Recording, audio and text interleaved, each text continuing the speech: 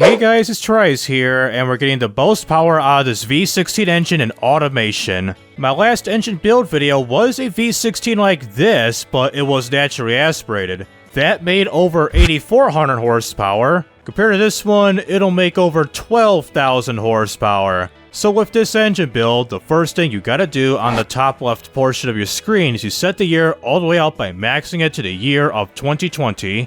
And after you have chosen the V90 V16 engine configuration, but first things first about this engine, is that you must have the V16 DLC installed in your automation game, which you can check that out in the automation Steam store, which will cost you about $10 to obtain the engine. So after that's all said and done, you may choose any block material that you may choose from. I'm going to select magnesium for the sake of weight, not the world's best in heat conductivity. And for the family capacity, but first things first for the bore is you max this out to 120 millimeters, and for the stroke is you set this to 118.8 millimeters, which gets the engine size to 21,498 cubic centimeters, around 21.5 liters. With a dual overhead cam 5 valve, and again, whatever head material you may choose from, I'm going to select aluminum silicone for the sake of weight. And for this quality slider, as you see right here, for the open beta branch of version 4.2.29 as of me making this video with this particular engine, is you set the quality slider max out to a plus 15 for everything, no matter what quality sliders you see. No matter if it's for the engine block in general, the bottom end, the top end, the turbocharger, you do this for everything to get the most power as possible in this game.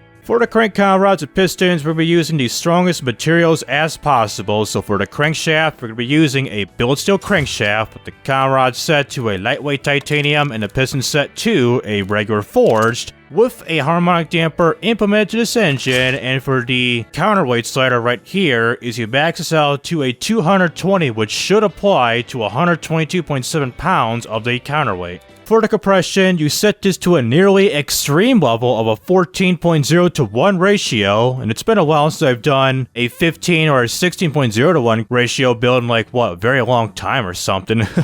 And the cam profile right here is you set this to a nearly full-blown racing setting at a 90. The springs and lifters, you stiffen this up a bit to a 62. And for the VVT, is you set it for the VVT for the intake only, not at all cams, but for the intake only. And lastly, for the RPM for the top end, is you set this to a 9,000 RPM. For the turbocharger, we're going to be using a quad turbo smart boost system with the inner core size set to 12,100 horsepower and maxing it out. With the aspiration setup details, you'll be selecting the variable geometry ball bearing setup with the first option right here, the compressor size set to 120 millimeters. The second setting for the turbine says you should max this out to 118 millimeters. The third option, the AR ratio and compressor trim, is you set this to a 49. And lastly, for the maximum boost, the fourth option is you set this to a fairly meager 10.15 PSI.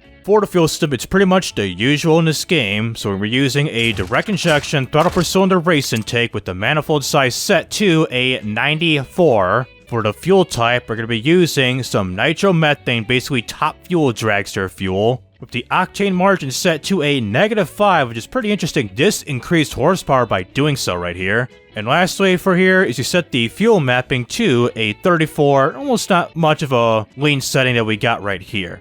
And lastly for the exhaust, all this good stuff, so watch all these explode out of nowhere, pop in everything, as I choose the tubular racing headers. As you see, all this comes up out of nowhere. For the header size set, you max this out to 100, and we're going to be using a dual exhaust with the exhaust diameter set to 203 millimeters, which equals to 8 inches. And the usual, no cats, no mufflers, and bring up that quality. And we get the final horsepower rating of 12,312.5 horsepower at 8,600 RPM, and the torque at 7,941.5 pounds-feet of torque at 6,500 RPM. As you can see, right away with the pistons and the cowl rods, with the torque stress that we got going here, is that there's 98% stress applied to these two components. But looking towards the left at the reliability factor, we are at a 0.5, but fortunately, we're not at a 0.0, so the engine still runs. And on top end with this low reliability factor, I did test this engine out in BeamNG Drive. Here's the name of the car body for reference if you want to check it out. As soon as I forwarded it, it generated a crap ton of wheel spin, Also, for the horsepower rating, as you see in the top right portion of your screen, is that we got up to 11,900 horsepower. Comparing the difference between the two, that's about like a 412 horsepower difference between the two compared to we got an automation and BeamNG drive, so it's kind of interesting. So for this part of the video, I'll give you here what this engine will sound like, we'll give you around with the power and torque graph, and then give you a look at this engine right here by doing some fake gear shifts for a little while, and we'll end off the video right then and there. So anyways, give you here of it right now.